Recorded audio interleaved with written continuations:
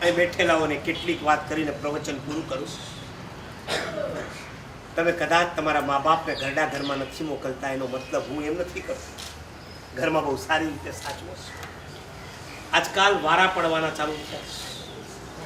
4 દીકરાઓ તો 3 મહિના તારે ત્યાં, 3 મહિના તારે. મા બાપને શું સમજો? ફૂટબોલ સમજો? અહીંથી લાત મારે એટલે ત્યાં જાય, ત્યાંથી લાત મારે એટલે ત્યાં જાય. આજ ખાનપુરમાં વર્ષો પહેલા હું ને અક્ષય બોધી મહારાજ આવ્યા હતા. મને યાદ છે, યુવાનોની સાથે અમે જ્યારે જઈ રહ્યા હતા, એક ભાઈ નીચે ઉતર્યા. મારા સાહેબ અમારા ઘરે આવો. અમે એમના ઘરે ગયા, ધર્મલાભ કહીને ઉભા રહ્યા. કે કાકાએ કીધું, મારા સાહેબ શેનો ધર્મલાભ? અમારા ઘરમાં કાંઈ હોય તો અમે તમને ઓરાવીએ. અમે ચમક્યા, કેમ એમ? અને એ વખતે ભાઈએ કીધું, મારા સાહેબ અમે અહીંયા જ રહીએ છીએ. તમારા દીકરા છે ને 3, ક્યાં રહે છે? નવરંગપુરા રહે છે. દીકરાને ઘેર બંગલા છે, 3 દીકરા છે. નવરંગપુરામાં 3 બંગલા છે, 3 ઘેર 2 ગાડી છે. અને મારા સાહેબ અમને ઘરમાંથી બહાર કાઢીને અહીંયા મૂક્યા છે. એમને ઘેર ગાડી છે, અમારે ઘેર જમવા માટે થાળી પણ નથી. અમે અમારી સાથે જે યુવાનો હતા એમને કીધું, હમણાં ને હમણાં ઘર માટે જેટલું સીધું સામગ્રી જોઈતી હોય એ વસાવો, પછી બીજા બધા કામ. એમને જે જોઈતું હોય. 75 વર્ષના મા બાપ, નવરંગપુરાના શ્રીમંત દીકરાઓ, અને છતાં એવી જગ્યાએ રહે કે જેને ઘરમાં ખાવા માટે થાળી ન હોય.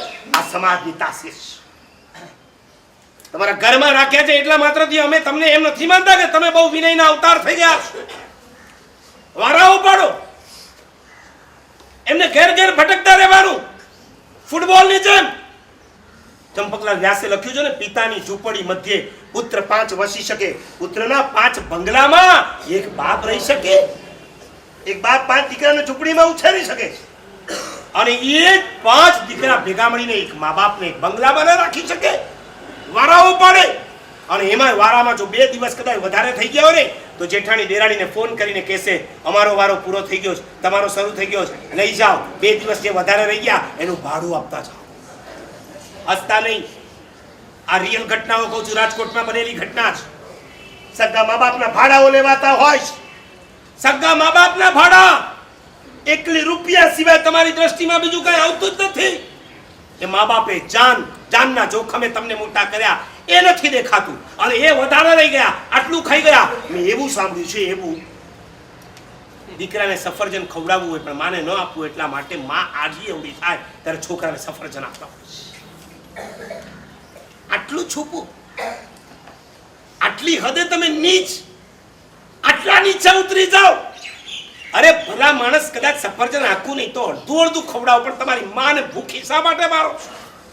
મને 90 વર્ષના એક માજી મળ્યા હતા મુંબઈ મલાડની અંદર. જ્યારે હું બેઠો તો એમને નૌકાર સંભળાવવા, મેં કીધું માજી બરાબર સંભાળે છે તો ખરા ને? અને એ વખતે માજી કીધું, શું સંભાળે મારા સાહેબ? ગમે તેવી ઠંડી હોય, અમારે નાવું હોય ને, અમારો નંબર 10 વાગે લાગે.